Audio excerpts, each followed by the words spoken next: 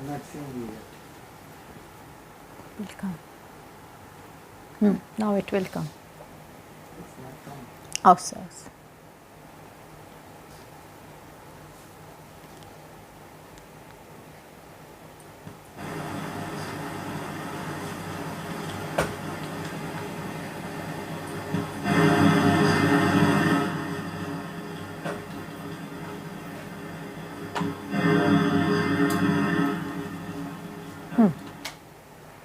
Come on. My Bluetooth is on, so it's going to disturb me. That's okay. We'll try. Coming? Yeah, go ahead. Start. I'll have to do something about it. But are you live streaming it? Yeah, yeah. Because I have already. Yeah. I'm already. Om Sahana Bhavatu Sahanau Punaktu Sahaviryam Karavavahai Tejasvinavati Tamastuma Vidvishavahai. Om Shanti Shanti Shanti. Are there any questions? Question unless you want to go first. No, I was giving you the mic.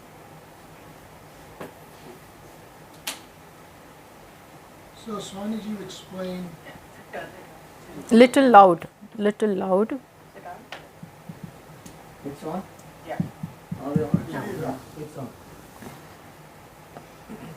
So Swamini, you compared Omkara having 4 letters, Akara, Ukara, Makara, and Amatra. And in Akara, we explain the Akara pervades all the sounds, letters, and alphabets. So in this particular case, we superimpose Akara on the Vaikar or the Jagrat, and covering all the names and the forms. So this covers the entire creation of Namarupa. So then, insofar as the other 2 akaras concerned, Ukara and Makara, I did not really get exactly what we are superimposing on what does it cover. On Ukara, see, first letter in Omkara, which is the first, see, he is asking about how Ukara and Makara are superimposed upon the dreamer and the deep sleeper. We have to see the similarity. See, what the Upanishad is saying is that Omkara is this Atma. Omkara and Atma are shown to be one. And what is the similarity between the two? Omkara has 4 matras, Atma has 4 quarters. Now, which are the 4 matras? Omkara, Akara, Ukara, Makara and Amatra. Which are the 4 quarters here?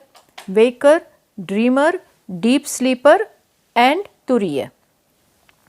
So Akara we understood that Akara is here when you open your mouth and utter the word Akara, when you take out that sound, then in that the entire creation is covered.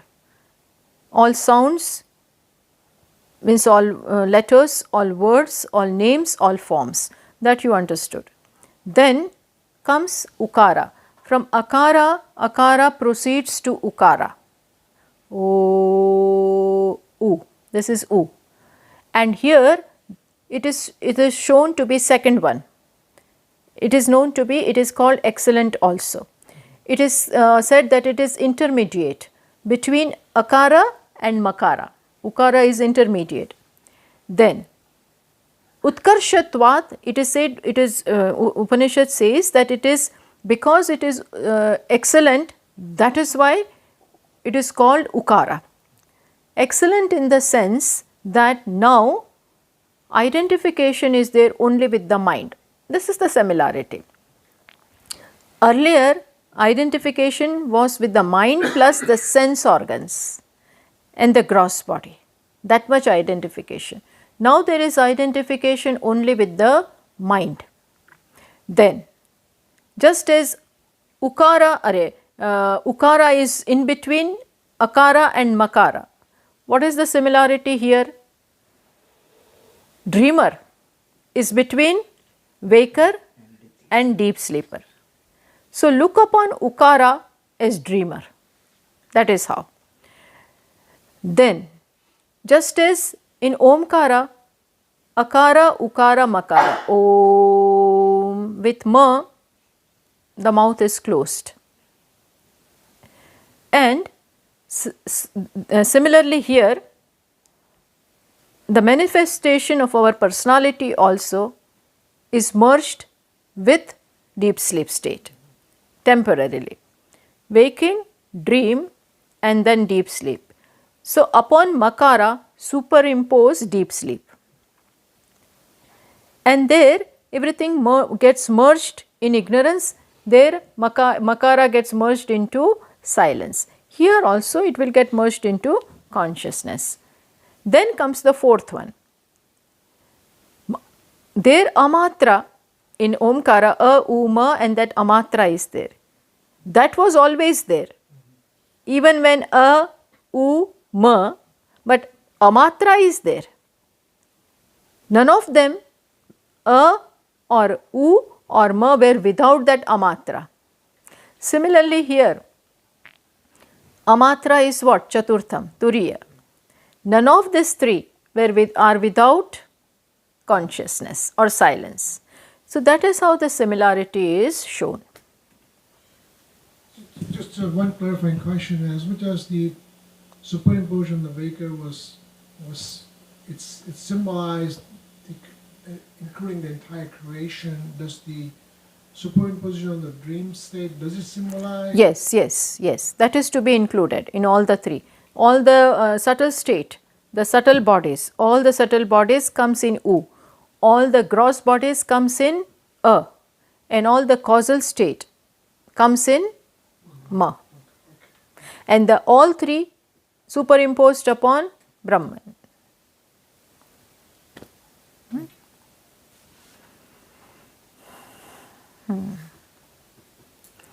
Any other question?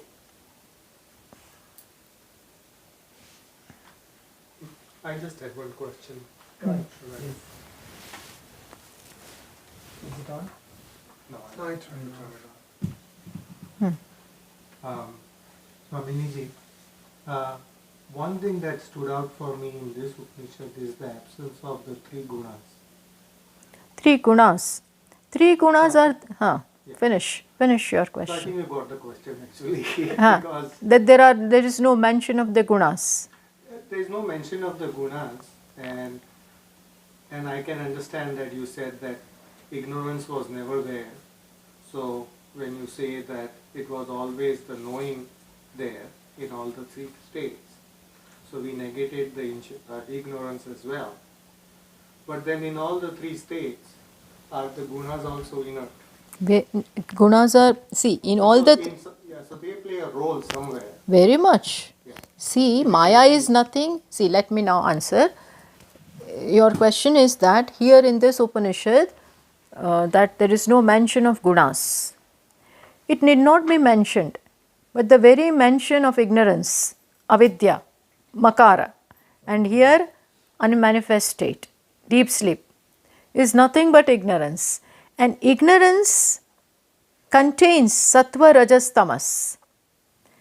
So the manifestation of Maya is in the form of sattva, rajas and tamas. Maya is nothing but totality of these three gunas. Because of that, in creating, what is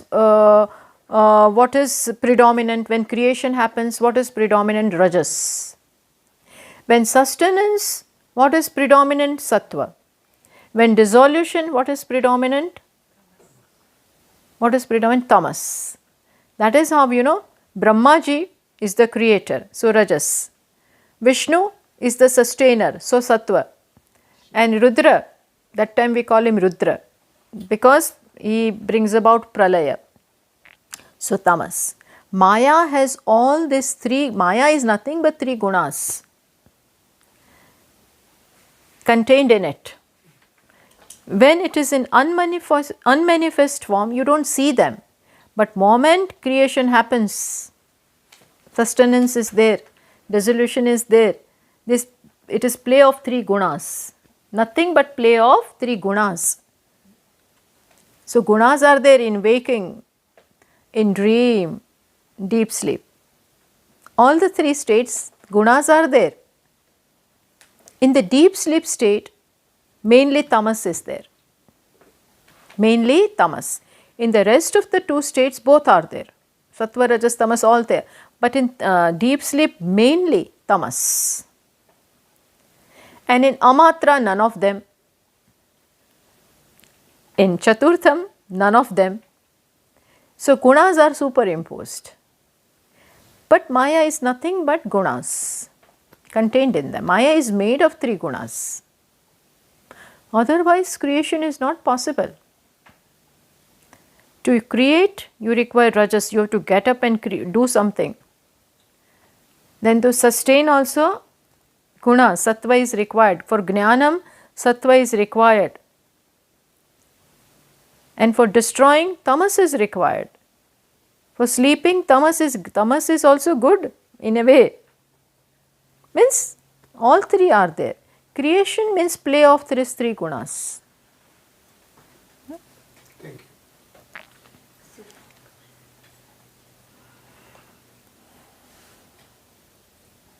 you. Switch on. So, Swamiji, is it elaborated in Karikas and Bhash, like what you just explained? No, not so much over here. It is contained, but there is a whole chapter of these gunas in Bhagavad Gita. Yeah. And even otherwise, when samsara is nothing but three gunas. Trigunatmika avidya. Avidya is trigunatmika. Ignorance is made of three. So it's kind of, These are the three strands, of Maya. so it is kind of understood that when you say Maya, Means it is there. so Ignorance means sattva, rajas, and that is why in our life we have to evolve from tamas to rajas to sattva. So Lord Krishna very beautifully says, overcome tamas with rajas and overcome rajas with sattva. Overcome, like that. All of a sudden, when tamas is there, you need to get up. In tamas, unless and until you get up, you are not going to know anything. Because mood is of that laziness, violence. Tamas stands for all that. So convert it into rajas. Activity. Activity can be both selfish also, selfless also. From that, selfishness better than selflessness is better than selfishness is selflessness. That kind of activity. But for this fellow, that also may be difficult. So okay, you work for yourself. So first even do that, but somehow act. And then when that is done, then act selflessly and then go to sattva. Sattva is jnanam. And only when sattva is there, jnanam is possible. Sattvat sanjayate jnanam rajaso lobha evacha. Then moha is tamas. So Arjuna had the problem of moha. When tamas is there, you don't see or judge a thing in a right manner. It's not possible. It doesn't allow you to judge a situation correctly. So sattva is required. Rajas is required. Yes. Swamini, you were talking about, Can you this is come about, closer? oh sorry. So Turiya state, you said that we have to go through the three states, first 3 quarters to go to the Turiya state, right? In Turiya, that is to know the consciousness, we have to adapt a different method, not in the positive way, in the negative way, like negation. So are we negating everything of Maya, and then so we are basically negating everything but the consciousness cannot do that. So how do I know that I have negated everything? And You come to know that you have negated when you know the self. That I am Atma. I am not the waker. Even though playing the role of the waker, then you play the role is one thing. Just an actor, even while playing the role of the beggar, knows I am not the beggar. Even when playing the role of king, he knows I am not the king, I am playing the role. Similarly in life, I am self, not woman, not man, not born, not subject to dying, not doing anything. Atma doesn't do anything. Akarta, abhokta, not even enjoying, no action. Atma is beyond all this. Knowing this fully well, plus it is full, complete. When you know this closely, then you have negated. So negation in words will not help. Negation means what? Negating all this and then settling in what is. That is important. You negate everything and you are nowhere. Neither there nor here. That happens, People give up the world, but still not anywhere. Because this is not understood. Not deriving any joy. Means you should be happy with yourself. But now when this is not understood, quite possible that you have given up everything or in the process of giving up, but still life is lackluster. I don't like anything. I don't enjoy anything. I get bored. No. I am Atma, Satchitanandaha, Purnaha, Purnamidam, Purnamidam. It is Purnam. That is why Lord Krishna says in Bhagavad Gita, Apuryamanam achala pratishtam samudramapa pravishanti yadvat. Wise man is there compared to an ocean. Ocean, doesn't go to the rivers and invite them, please come, I am nothing without you. And when they come, he doesn't get overjoyed. And when they don't come, then also no difference. Similarly, to a wise man who knows the self, has owned up the true nature, to them doesn't run away from the world, plus doesn't embrace the world. What is this? Fine. As a sadhana, he may give up, but then ultimately he doesn't hate anyone. Then doesn't look upon it. Then there is that, the fruits on the dining table, there is whole basket of fruits and you try to eat them. Seeing the mango, you take it, but then you find it is made of plastic. Looks very real. Here the flowers also look very real. They are artificial flowers, but look very real. There are drops of water also on that. And some of them are fragrant also. So you take it to be real, but when you come to know, then what? Leave it where it is. Doesn't disturb me, doesn't attract me. This is healthy relationship. Doesn't disturb me, doesn't even attract me. It's fine where it is. Fine where it is. I don't want to gain it. It cannot give me anything. Cannot take away anything from me. This is when the negation, this is real negation. Trying to catch something of the world, not being happy without it, being disturbed by it, running away from it, means negation has not happened. Negation has happened only when what? I am fine, I am happy, in me, by myself. Atmani eva atmana tushtah. In me, by me, I am happy.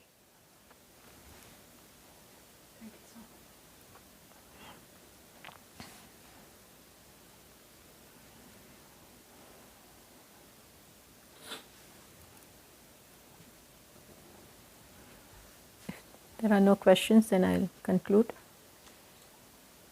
Everybody's happy with the. You can conclude. And Okay, okay. So, with this, we conclude the session of question answers. Om Shanta Shanta Shanti Harihi Om Shri Gurubhyo Namaha Harihi Om.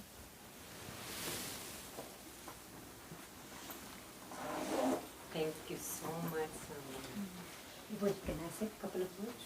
Of course. Can I? You want to do that? Yeah. Yeah. Not on Take this. this I one. just want- Yeah.